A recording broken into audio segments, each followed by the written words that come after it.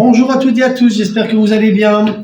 Aujourd'hui, on change de décor, on est dans la maison et je vais vous parler des blocs. Les blocs qu'on a choisis pour faire la maison, ce sont des blocs de chez Isovariant. C'est des blocs qui sont réalisés, je vais vous montrer directement un modèle. Voilà, c'est ça. Ça, c'est un bloc qui n'est pas entier. C'est des blocs qui font 1,25 m. Là, je vous montre les chutes, mais vous comprendrez très bien avec ça. Donc, c'est du néopore, c'est-à-dire du polystyrène graphité, qui est encore un petit peu plus isolant que le polystyrène classique. Donc, c'est des blocs qui sont super légers, qui sont super isolants. Je crois qu'on est à un lambda de 0,032. Ça, je regarderai, je vous enverrai, enfin, je vous mettrai en lien la fiche technique pour que vous puissiez voir. Alors, les blocs, il y a plusieurs sortes de blocs chez Isovariant. Il y a d'abord les blocs avec lesquels on va faire les murs. Alors je vais commencer par le commencement. Ici c'est un bloc qui est découpé, mais comme ça vous allez comprendre. Donc c'est un bloc, il y a toujours, quel que soit le bloc, toujours 5 cm d'isolant côté intérieur. Ensuite on a un espace vide de 15 cm dans lequel on va ultérieurement couler le béton. On va avoir un voile béton de 15 cm, donc au niveau solidité, c'est un bunker, il n'y a pas de souci. Et alors, côté extérieur, ici, on a le bloc 25, donc on a 5 cm d'isolant. Nous, par exemple, on a mis ces blocs-là pour le garage et pour l'atelier, vu que ce sont des pièces qui sont non chauffées. Voilà, ça c'est le premier bloc pour monter les murs. Le deuxième, c'est celui-ci, c'est le bloc de 35. Donc, intérieur et voile, toujours la même chose, 5 cm, 15 cm. Maintenant, côté extérieur, au lieu d'avoir 5 cm, ici on a 15 cm. Donc là, on a des bâtiments basse énergie. Donc on est déjà bon au niveau performance. Alors, ici, nous, on a utilisé ce bloc-ci, enfin cette épaisseur de bloc, pour faire la jonction entre les pièces non chauffées et les pièces chauffées. Par exemple, le mur entre l'atelier et les pièces chauffées, ou entre le garage et les pièces chauffées, est fait avec ces blocs-là. Et alors le dernier bloc, celui qu'on a utilisé majoritairement pour la maison, c'est celui-là. Toujours 5 cm côté intérieur, 15 cm côté voile béton. Mais alors ici, là on est en 25 cm d'isolant côté extérieur. Donc là on est qualité passif, voire zéro énergie. Donc là on a pour vous donner un ordre d'idée, avec le bloc de 45, on a un U de 0,10. Donc là on est vraiment top. Alors, on voit le bloc, là on a le côté dessus du bloc, on a des croisillons qui ressortent, et en dessous, forcément on a le négatif. Donc ça veut dire qu'en fait ces blocs-là, c'est un gros Lego. Il ne faut pas les coller, il faut simplement les emboîter. On les fixe avec des étais. C'est pour ça que, alors si on regarde derrière moi, ici, les murs sont déjà montés, hein. Vous savez qu'on est déjà au niveau du toit. Tous les trous ici qu'on voit, c'est des trous dans lesquels on a fixé les étais. Donc en fait, les blocs, vu qu'ils sont très légers, au moment de couler le béton, il ne faut pas que ça bouge. Du coup, la société Isovariant loue des étais qu'on vient boulonner dans la dalle béton. On voit les trous ici. Un trou ici. Voilà. Enfin, 2 trous plutôt. Donc, ça permet de fixer l'étai dans la dalle. Il y a un 3e trou qui vient ici. Mais dans notre cas, on ne l'a pas parce que nous, on a dû mettre des madriers. Mais normalement, on a un trou ici. On a un élément en U. Et puis, on a une barre, une jambe de force, on va dire. Mais ceux-ci pourront le voir dans la vidéo. Oui, ça, de toute façon, vous allez voir dans les prochaines vidéos aussi. Hein. Et comment on les installe aussi. Pour nous, ce sera dans quelques minutes, mais pour nous, ce sera plus tard. Donc voilà, le principe, c'est fixer dans le sol des étais, dans la dalle béton, pour retenir les blocs. Et alors, dans ces étais, on vient mettre des grosses vis queue de cochon qui permettent de bloquer les blocs un tas sur 2. On passe. Il faut pas en mettre dans chaque trou. Alors, quels sont les avantages de ces blocs? Premièrement, comme je dis tantôt, super léger. super isolant. Une fois qu'on a coulé le béton, ultra solide, 15 cm de béton, comparé avec un parpaing il est creux au milieu, vous avez quoi, 2 cm et demi, 3 cm de chaque côté, donc on est à 5 ou 6 cm, comparé à 15 cm, donc on voit qu'il n'y a pas de problème au niveau solidité. Alors, l'autre avantage, vous allez dire, mais on n'a pas besoin d'isolant côté intérieur. C'est vrai que là, cette partie-ci n'a pas de vertu vraiment d'isolation. L'isolation, le principal, c'est l'isolation côté extérieur. Maintenant, il fallait bien mettre une surface pour coffrer, pour retenir le béton quand on le coule, évidemment. Alors, l'avantage, c'est que justement, cette épaisseur-là n'a pas vraiment d'intérêt au niveau isolation. Donc, ce qu'on peut faire dedans, et là, ça devient très pratique quand on passe au second œuvre et qu'il faut faire l'électricité, c'est qu'on va prendre un simple styrocutter, donc c'est un fil chaud, qu'on va faire à souder, mais avec une barre dessus au lieu d'un fil, et qu'on plie à la forme souhaitée, et on va pouvoir venir entailler ces 5 cm de polystyrène sans bruit, sans poussière, très facilement. C'est beaucoup plus simple qu'en construction classique où il faut commencer avec une rainoureuse, puis un marteau-pic, ça fait beaucoup de crasse, ça fait beaucoup de bruit, beaucoup de poussière, et ça met du temps. Ici, on va pouvoir le réaliser très facilement.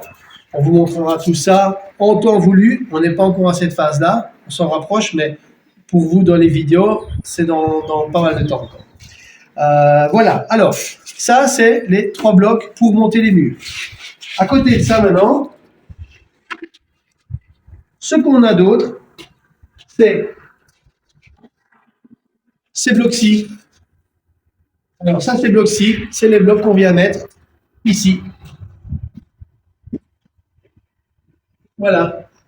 On vient mettre ça ici. Ici, nous, on a recoupé les tétons par facilité, mais ce sont les éléments de linteau. Donc ça veut dire que dedans, on va mettre des espaceurs, des barres à béton, avec des étriers ligaturés, évidemment. Donc ça permet de couler le béton. Donc du coup, au niveau du linteau qu'on va avoir au-dessus des portes et au-dessus des fenêtres, au-dessus des fenêtres, ça dépendra évidemment des grandes baies. Par exemple, nous, on a dû faire un ferraillage plus important que juste sur une hauteur d'un bloc.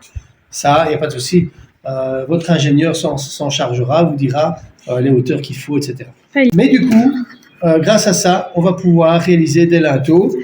Voilà, ici en classique, on est à 15 cm comme le reste des murs de voile béton, donc largeur 15 cm et hauteur 20 cm, puisque tous les blocs font 25 cm de haut, mais on a 5 cm ici justement pour créer le fond de linteau.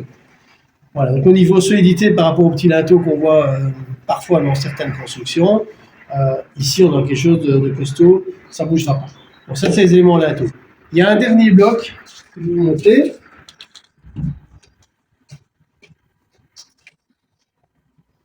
Voilà, ça c'est le dernier bloc qu'on met au-dessus du mur. Imagine que ça c'est la fin du mur. Donc ça veut dire que votre hauteur de pièce, si vous ne recoupez pas de bloc, vous allez vous trouver en hauteur sous-ourdie avec un multiple de 25 cm plus 5 cm. Donc en fait, au dernier bloc, on met celui-ci. On vient remplir de béton ici à fleur. Et du coup, ici, on va pouvoir venir poser les ourdis. Bon, nous, dans notre cas, on n'a pas chipoté. Vu qu'on a 5 cm, le bloc fait 25. Ça veut dire que de là à là, on a 20 cm. Donc nous, on a travaillé avec des ourdis précontraintes 20. Comme ça, on vient à fleur du bloc. Et c'était plus simple. Maintenant, vous pouvez travailler avec des ourdis classiques, évidemment, plus fins. Et faire une dalle de compression. Voilà, ça, c'était un choix. Nous, on a préféré mettre des ourdis précontraints. Comme ça, on n'a pas dû mettre des étançons partout, etc. Mais ça fera l'objet d'une autre vidéo. Voilà pour l'ensemble des blocs de chez Isovariant. Ce qu'il n'y a pas chez nous, mais je vous en parle 2 minutes, qui reste encore dans les produits qu'ils proposent, ce sont des ourdis en polystyrène, avec renfort métallique dedans. Donc l'avantage, de nouveau, c'est très très léger. Évidemment, il faut les étançonner convenablement, etc. Et là-dessus, il faut venir faire une chape de compression. Alors, dans notre cas, on nous les a proposés pour la toiture. Je n'ai pas voulu, enfin, on n'a pas voulu, parce que en faisant ça, on travaille dans le mauvais sens. C'est-à-dire que si on travaille avec des ourdis comme ça, on a l'isolant en dessous et le béton au-dessus. Et c'est l'inverse qu'il faut faire. Il faut avoir le béton et toujours l'isolant côté extérieur. Ou pour moi, ça va être utile, c'est si vous avez des caves ou des vides ventilés, à ce moment-là, parce que du coup, on aura l'isolant en dessous de la dalle, de la chape de compression, et donc du coup, l'isolant est du bon côté dans ce cas-là. Donc, pour cet usage-là, c'est bon.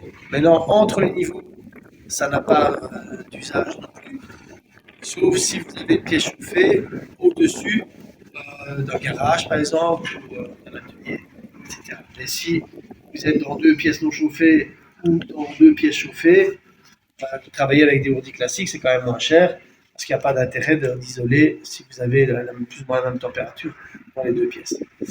Alors, pourquoi est-ce qu'il faut couper les blocs? Je vais vous montrer en gros.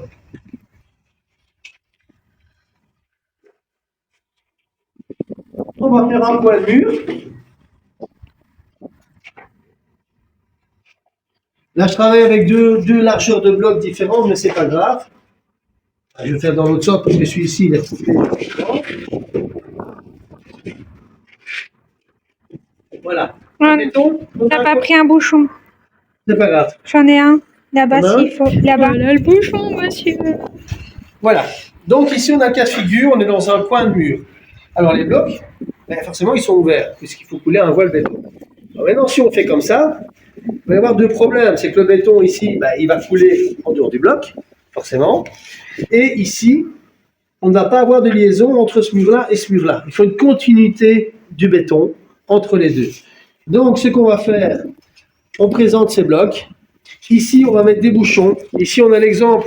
Les bouchons sont livrés sans fente. Donc ça, on les réalise soi-même.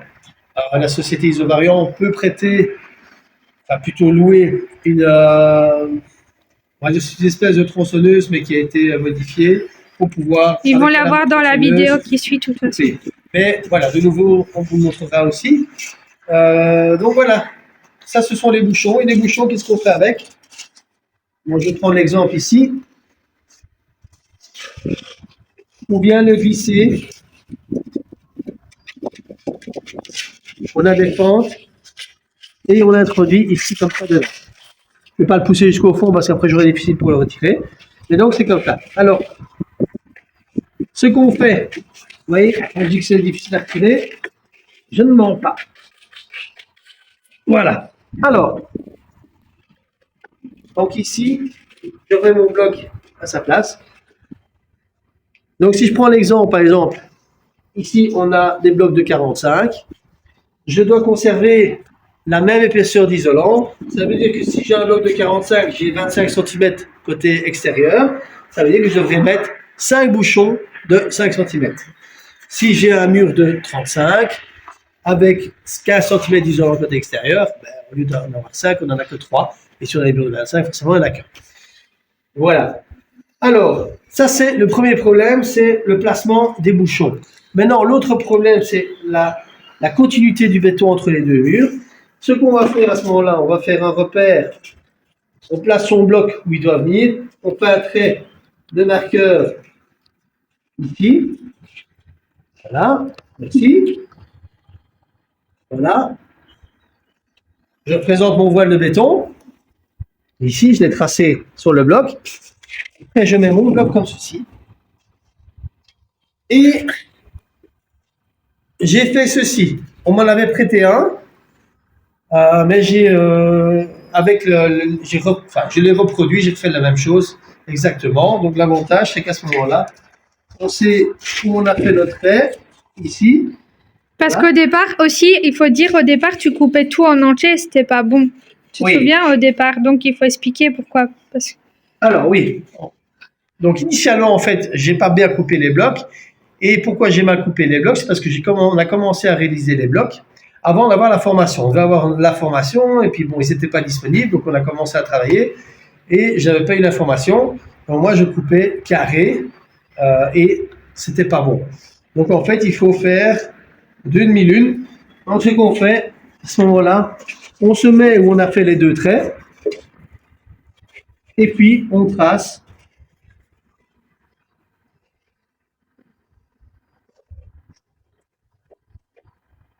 Voilà. Donc, on a créé les deux demi-lunes. Et après, tout simplement, on vient les couper avec une scie à guichet. Je vais vous montrer ce que c'est une scie à guichet pour ceux qui ne savent pas. La scie à guichet, c'est ceci. Donc, on a une lame qui est fine au bout. Donc, ça permet de vraiment pouvoir faire des découpes.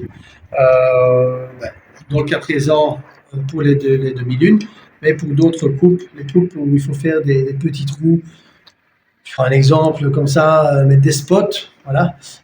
Cette scie. Donc voilà, on vient découper ici tout simplement à la scie, voilà.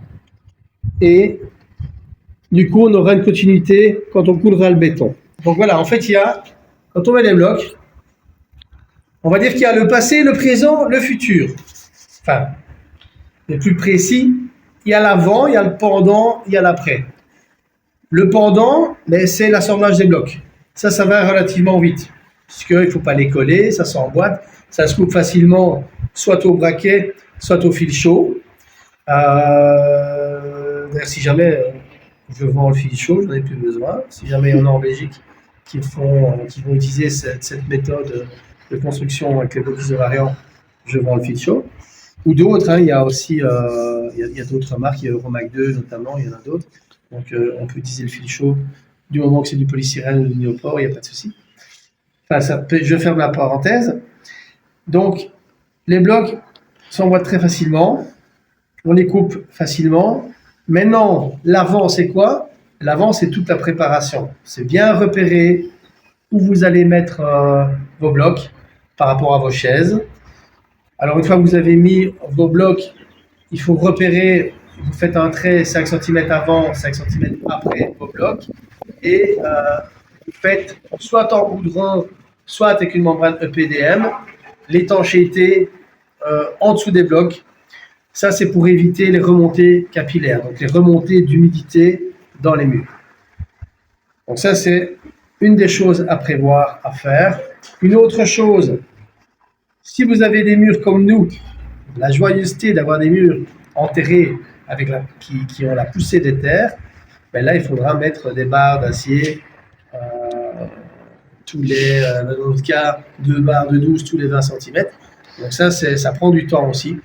Oui, voilà, donc une fois que vous avez repéré, vous avez fait votre étanchéité, vous placez vos blocs, vous montez les 2 premiers niveaux de blocs. Quand vous avez monté vos 2 niveaux de blocs, vous êtes certain de la position, vous avez fait vos équerrages, etc. À ce moment-là, vous commencez à placer les étais.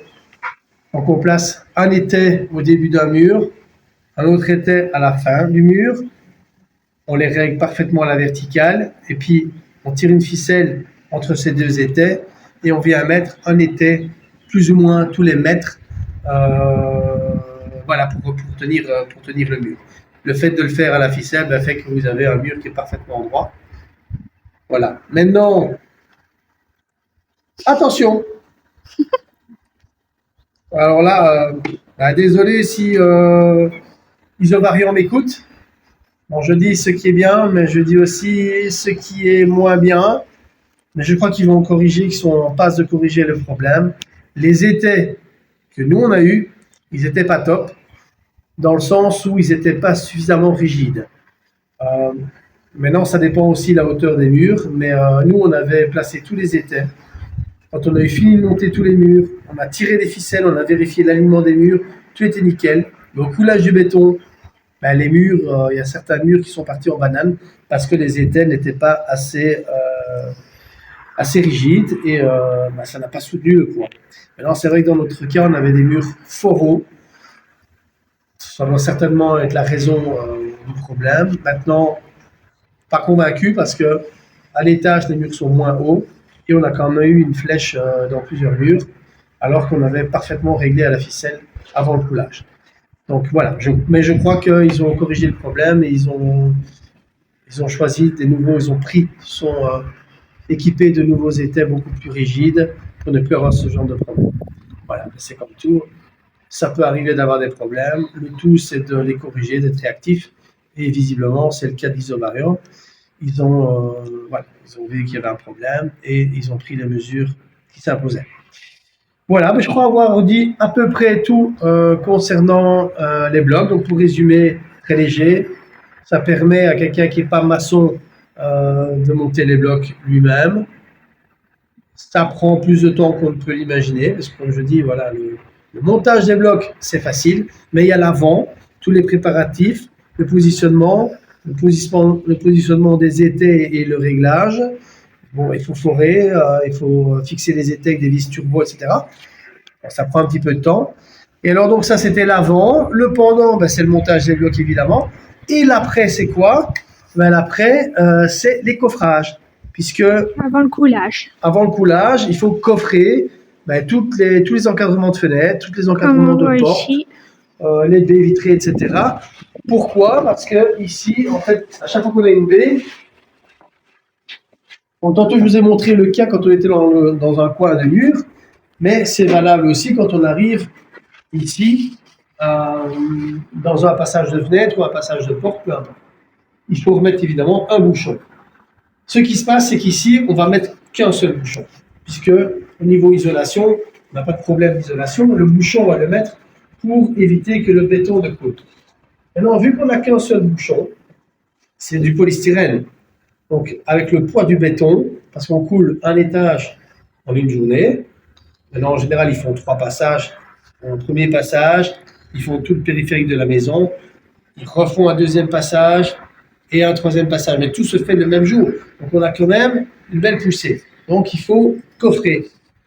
Ici, on voit qu'on a fait quand même quelque chose. Encore un petit détail. C'est ici, on n'a pas simplement. Attends, si tu pars dans tous les sens, j'essaie de te suivre. Donc, ici, ce qu'on a fait, quand on a recoupé les blocs, on a recoupé côté intérieur, 5 cm plus court qu'à l'extérieur, et on a mis le bouchon en fonction. Là, ici, tout simplement, pour créer une battée.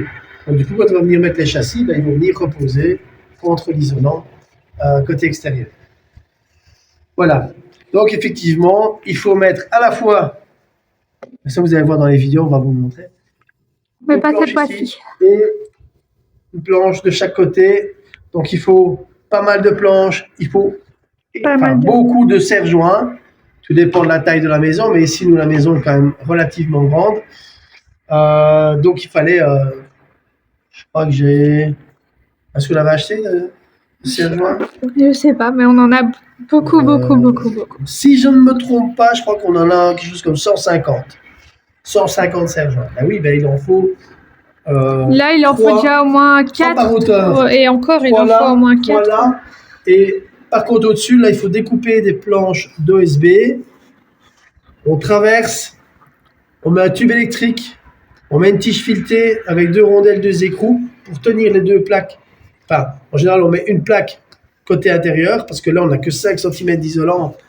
Maintenant, côté extérieur, il n'y a pas besoin, sauf si on travaille avec les murs de 25, puisque là, on n'a aussi que 5 cm. Donc, 5 cm, c'est trop peu. Donc là, il faut mettre à ce moment-là des tiges filetées des 2 côtés avec des plaques d'OSB ou autres. Maintenant, si c'est un mur en 35 ou en 45, à ce moment-là, on met juste un panneau d'OSB côté intérieur au niveau du linteau et de l'autre côté, on met simplement des planches pour retenir avec les rondelles et les écrous. Voilà, donc voilà, ça prend du temps. Il ne faut pas croire que ça va super vite.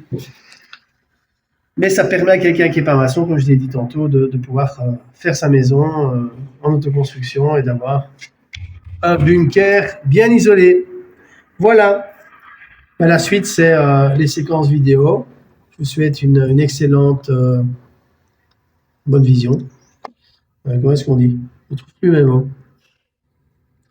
Un agréable visionnage. Peu importe. Bon, on coupera ça. Hein. Ou pas. Voilà. Si. Bon, mais voilà, 2-3 mots d'explication. Donc concernant la préparation de la dalle avant de monter les blocs, on a commencé par faire un montage à blanc des blocs pour s'assurer de leur position.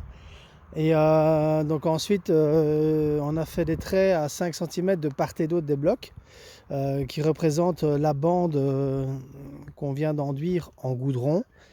Alors cette bande a pour but d'éviter les remontées capillaires, les remontées d'humidité à travers la dalle béton. Donc voilà, on a dû attendre d'abord de forer dans la dalle, comme vous le voyez ici, toutes les barres d'acier, les barres d'attente. Donc c'est des barres ici en diamètre 12, donc on a foré à 14 et bien sûr avec scellement chimique. Voilà. Et maintenant que ça a été fait, donc on a fait là aujourd'hui toute la bande, tous les murs périphériques avec le goudron. C'est une première couche, on mettra la deuxième couche demain. Et voilà, après ça, la prochaine étape, ce sera de préparer les blocs. Premier lit de bloc qui doit être coupé à 11 cm pour respecter la hauteur sous plafond. Et premier niveau qui sera maçonné par l'équipe de chez Isovariant. Voilà, ça on ne fait pas nous-mêmes. Voilà, donc demain, on revient pour mettre la deuxième couche de goudron.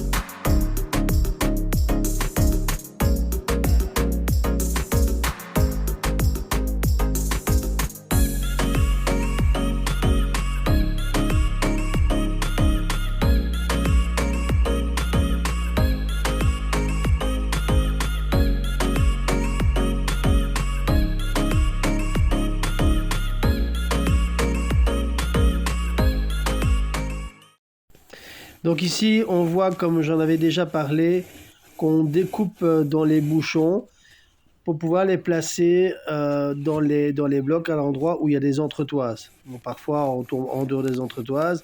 Parfois, on a des entretoises hautes et parfois, on a des entretoises basses. Donc, on doit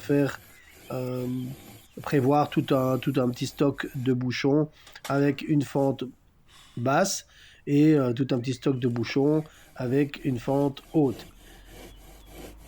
Donc du coup, en général, quand on met des bouchons, on met 3 types de bouchons. Le bouchon normal, le bouchon fente basse et le bouchon fente haute. Alors ici, on voit que je le faisais à la main et au braquet, ce qui prenait un temps monstrueux. Et ici, par contre, on voit quand j'en fais les découpes avec la machine dont j'avais parlé, qui était prêtée par Isovariant. Donc c'est une tronçonneuse qui a été adaptée pour cette fonction-là. et forcément ça va beaucoup plus vite, c'est beaucoup plus facile étant donné que des bouchons il faut en préparer plusieurs centaines, hein, donc c'est beaucoup mieux de le faire comme ça. Alors quelques mots concernant le fameux fil chaud dont j'avais déjà parlé. Avantage, inconvénient. Alors avantage c'est que c'est facile, c'est propre et surtout vu que ça fait fondre le bloc, ça referme toutes les cellules. Donc le néopore c'est des cellules dans lesquelles il y a du gaz et quand on coupe au braquet, les cellules restent ouvertes. Tandis que quand on fond, vu que c'est fondu, les cellules sont refermées. Donc c'était un petit plus. Maintenant, inconvénient, c'est que c'est pas ultra précis. Il faut bien faire attention parce que le fil est tendu par un petit ressort, donc c'est pas ultra tendu. Et donc le fil peut légèrement bouger. Donc petit inconvénient.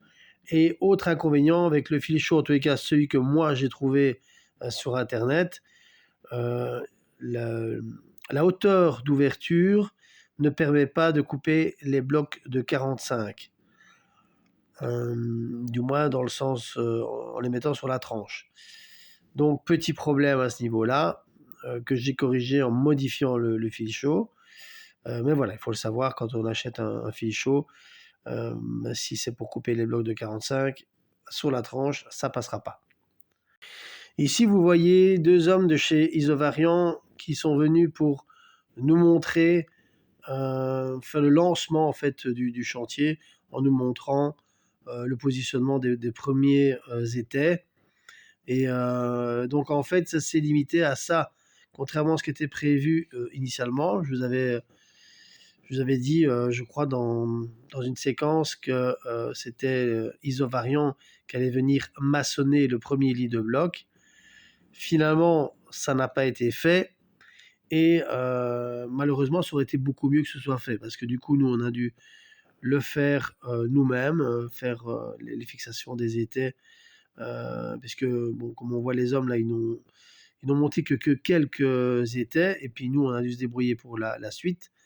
Malheureusement, étant donné que la dalle n'était pas parfaitement horizontale, vu que c'était le déluge quand ils ont coulé cette fameuse dalle, il y avait des différences de niveau jusqu'à 3 cm. Donc on a dû s'amuser à caler avec des petites cales tous les blocs, travailler avec le laser. Et premièrement, c'est assez fastidieux. Et deuxièmement, après, qu'est-ce qu'on fait ? On remplit les interstices à la mousse pour éviter que le béton au coulage ne passe en dessous des blocs et ne coule sur la dalle. Et résultat des courses, la mousse, ça colle bien, mais ça ne résiste pas à la pression. Donc, quand on coule le béton en ayant mis de la mousse, eh bien, les blocs bougent et puis on a des interstices entre les blocs. Donc, voilà. Si on vous conseille de mettre des cales, n'écoutez pas. Le premier lit de bloc maçonné, c'est beaucoup mieux, ça bougera pas. Je vais aussi préciser, comme vous le voyez ici sur les étais, on voit qu'il y a les madriers au sol. Alors ça, n'en tenez pas compte. Normalement, ce n'est pas nécessaire. Ici, dans le cas présent, pourquoi est-ce qu'on a dû les mettre ? C'est parce que, comme on l'a expliqué précédemment, on a dû couper le premier bloc à 11 cm. Alors pourquoi est-ce qu'on a dû le couper ? Comme je le disais, c'était pour respecter la hauteur sous plafond. Alors on me dirait, pourquoi est-ce qu'on n'a pas prévu une hauteur sous plafond ? Comme je l'avais dit, un multiple de 25 cm plus 5 cm. Tout simplement parce qu'en fait, notre projet à la base devait être fait en ossature bois. Mais malheureusement, avec les circonstances et tout ce qui s'est passé, on s'est retrouvé avec les prix du bois qui a explosé et tout était hors stock. Donc c'était le moment où on devait commencer notre chantier et finalement, vu qu'on avait déjà fait appel à Isovariant pour faire les murs enterrés, puisque là pour le bois c'est pas l'idéal, eh bien on leur a demandé qu'ils nous fassent une offre de prix pour l'ensemble de la maison et on s'y retrouvait au niveau budget. Donc finalement on a opté pour cette solution, mais voilà, à la base on devait faire la maison en ossature bois.